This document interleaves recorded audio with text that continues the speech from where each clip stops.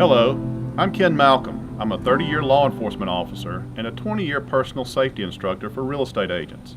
As we discussed earlier, in order for a real estate professional to be attacked, three elements must exist: ability, desire, and opportunity.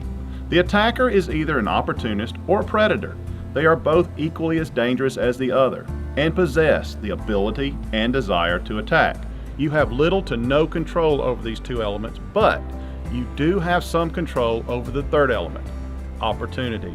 The key is always looking for ways to limit the opportunities of attack. But what do you do when you find yourself in the middle of a violent attack? Hello, I'm Captain Philip Bradford. I have over 30 years experience in law enforcement, and I'm also a law enforcement defensive tactics instructor. For over 15 years now, I have taught some of the same techniques that I teach law enforcement officers on how to survive an attack to real estate professionals just like you. Welcome to this edition of Stay Safe in 5, where we will share with you some of the strategies on how to stay safe 5 minutes at a time.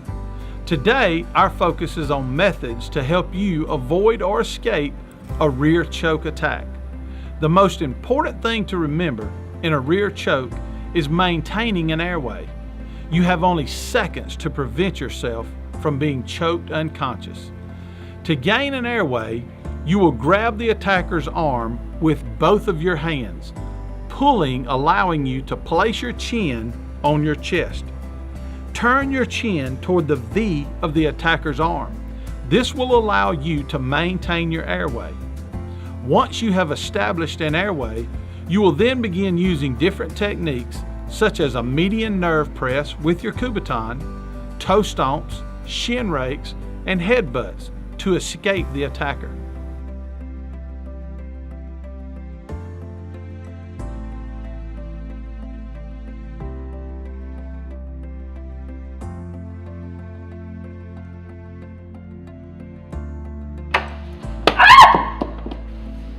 Okay, Lindsay, this is a very dangerous situation. He's put you in a chokehold.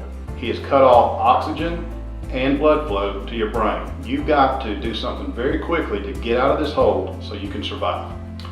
Now, Lindsay, there's several things we can do, but the most important is to create an airway so you can continue in the fight. So the first thing we're going to do is take both hands and try to wedge them down behind his arms and pull down as hard as you can and tuck your chin down toward your chest and turning your chin toward the V of his arm. This creates the airway so you can continue in the fight. At this point, you can release your grip and you can continue fighting. What you would want to do next is take a kubaton out and press the median nerve of his arm, causing the attacker to release. Also, you could do what's known as a shin rake.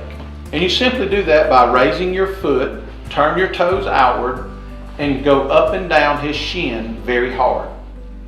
Another thing we could do is known as a toe stomp. And you simply raise your foot up, raise your toes, and stomp the tops of his foot very hard. All this will do, Lindsay, is cause him to release the grip. And at this point, you're going to have to turn around, face him, and fight him in what's known as a close quarter fight. Very good.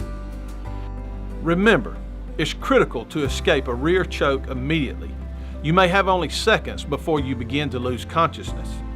Once you break free from your attacker's grip, be prepared to engage in close quarters combat. In our next session of Stay Safe in 5, we'll learn more proven self-defense techniques to help enable you to minimize and escape an assault. We'll see you next time on Stay Safe in 5.